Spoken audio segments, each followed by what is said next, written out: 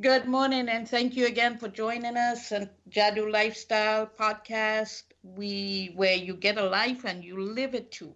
Now, one of the things that we do is we actually have guests in on our program so that you could actually learn a little bit more about some of the things out there that can help you to get a better life, get a life, something that you may be interested in and probably don't know where to go, what to find. So today we have Dave, and I actually have his last name as PANMAN on my phone. So because he is a musician, he plays steel drums. But Dave, welcome to the program.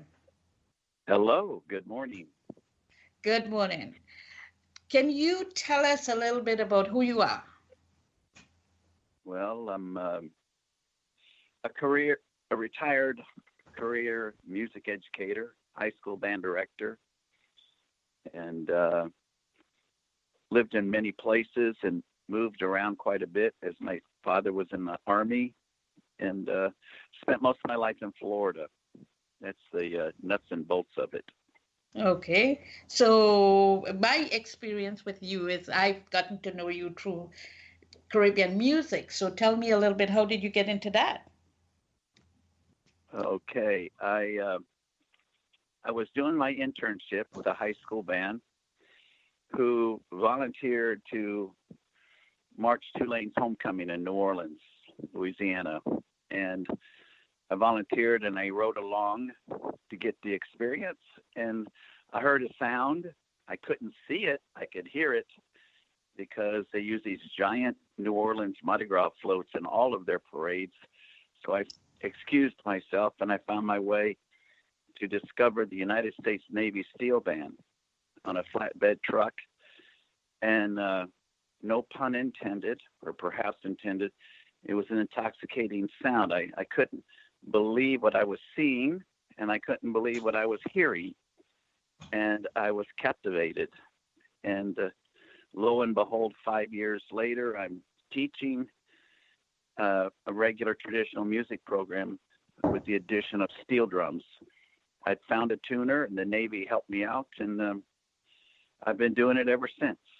That would be 1978, 81, something like in there. Wow. And I think you know this, but steel pan was created in Trinidad, invented in Trinidad, where I'm from. Yes, absolutely. And I've had the honor and a privilege to go to Trinidad 2 or 3 times and participate in some pan events, particularly Carnival, which was an amazing experience. And I had an opportunity to play a little bit with some of the huge steel bands. You know, there are over 100 people in the bands down there. Yes, yes. It's incredible. I grew up with that, and probably because it was so familiar to me that it wasn't just anything amazing until I came to this country. And I remember being in the subway in New York City and having a guy playing pan, and all of a sudden it brought back home to me. And it was like I stopped and I stood there for hours just listening to him. But did you know that it was invented quite by chance? I know there was a pan tuner. You know, the mixed heritages in Trinidad. There's a Kim Loy Wong was one of the original tuners. Ellie Manette. Geez, I can't even remember them all. But there's a lot and much debated history of pan.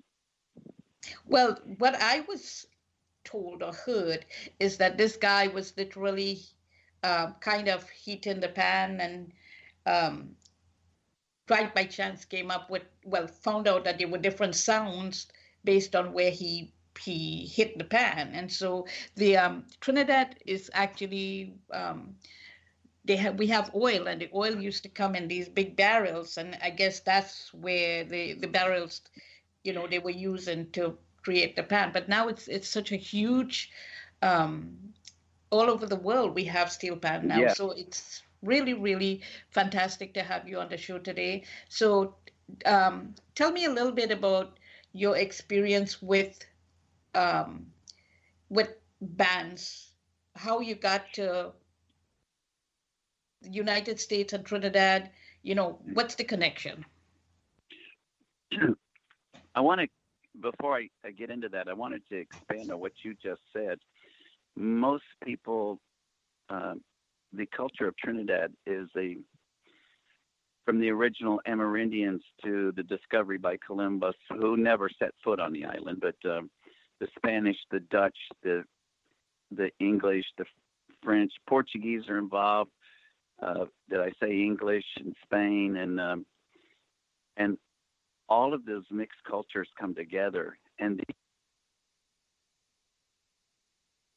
we had the Indians too. Katie, I think will. And but that led to all sorts of things, and it ended up the first steel drums. During VE Day, they were grab biscuit tins, which I had to figure out what that was, and trash bins, and they basically were beating on junk in celebration. And I don't know the name you mentioned, but is it Winston Spree? He was one of them, but there was another guy called Leroy, I think. I'm not sure. It's been a long time. Well, it depends on who you talk to, but okay. to say the very least, somebody was beating on a biscuit tin or something, or a pail or a paint bucket or something, and discovered that those notes were making notes. And yes, somebody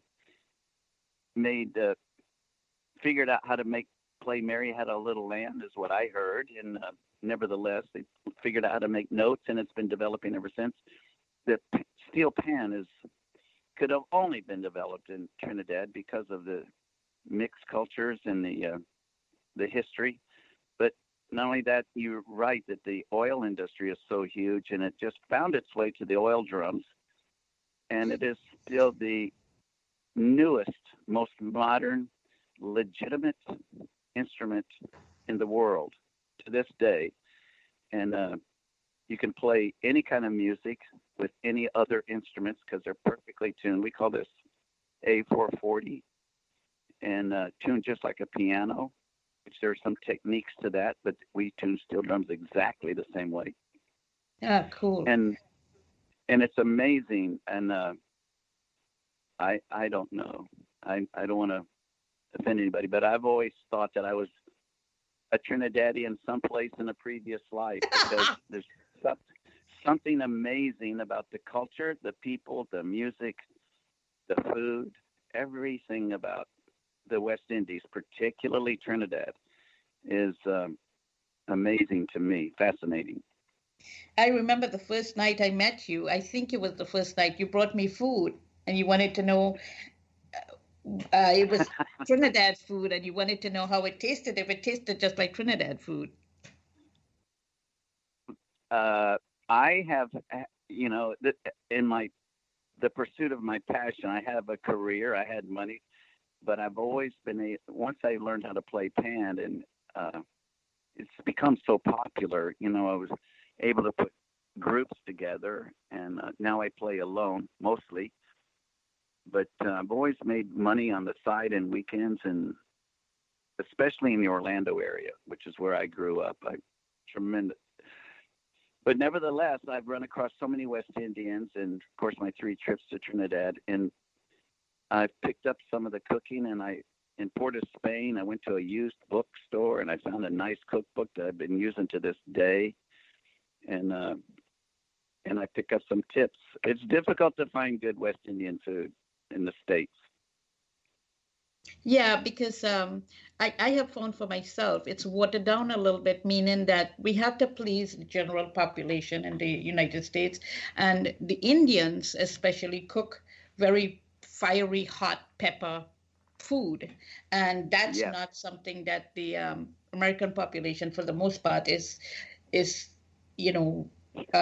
grafted into. But we have other cultures that come in, and we do have some people who like the hot stuff, but that's probably why. I want to mention here that I went back after probably about 4 years without going, I went back and I was absolutely shocked to see the integration of the people and the music. Like, for instance, Mm. when I was growing up, we had calypso and we had Indian music, the bhajans and whatever else that was separate from it. And again, when I grew up, we were supposed to be not mess with the Indians were not supposed to mess with the blacks because technically the Indians, even though the color was the same, because their hair was straight, they were considered superior to the slaves, the blacks. Mm-hmm. The blacks, on the other hand, they were brought in as slaves, but the Indians were brought in as indentured laborers.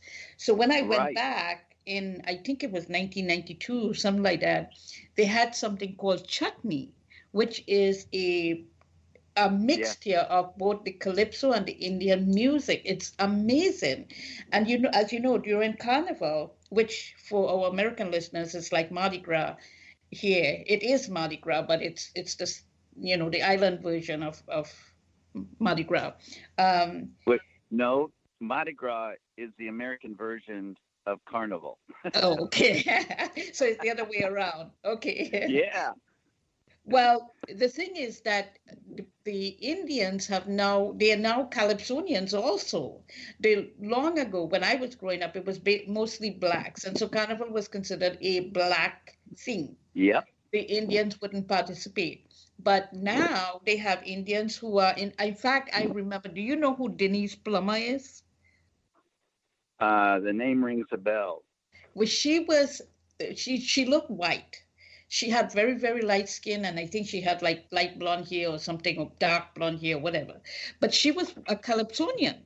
She was the only one that had stepped out of her culture and got involved with what is considered the black people's thing. And she was a Hmm. well-known Calypsonian for a long, long time. But then, you know, you have Rose and you have Sparrow and you have Kitchener and you have all those people who were, you know, Yes. Calypsonians. But then now they have Indian people who have taken that beat, Yes. taken the Indian beat, put it together, and they now call it chutney. It was amazing. The Indian mix with the soca Yes. is, and then there's also a twist off of that. I call it techno. Okay. The whole version, you know, you and I know Calypso. I hate to use the name Belafonte, but he stole a lot of music from Trinidad. And that was what we used to call Calypso, Yes. Marianne, Matilda, Yes. and but that evolved to what we now call soca. Yes. And the version, I don't declare this as fact, but you know, when Miami built this giant radio station and they were indeed listening to disco, they thought soul. Somehow that driving beat, upper tempo, got mixed with calypso, and somebody told me this is how it came up with the name soca, soul calypso. I have no idea if that's true, but it makes sense to me. Yes. Yes. They now And have reggaeton, which has the same kind of beat. yes, and that is Puerto Rican. Yes, It's interesting and to see how people respond to the soca music, the beat of the soca music. As you can see yes, when you play, a lot of people get up and dance when it's that kind of beat as opposed to, but you know, calypso was more like a storytelling thing, you know, like Sparrow, yes, you know, it would be funny and things like that. And it was amazing how they could come up with stuff, and there was sexual innuendos in it, in the songs. music, the wording and things like that. And so everybody understood what they were saying, and it was considered funny.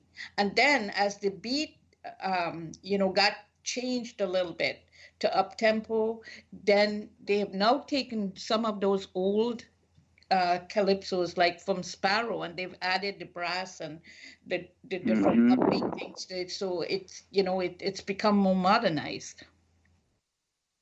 Yes, and when there were certain sound effects that came popular during the disco times, and they actually went back and remastered some of their music to include uh, some special effects just to make it modern. And it's just it's an obvious to listen to the old school calypso and what you and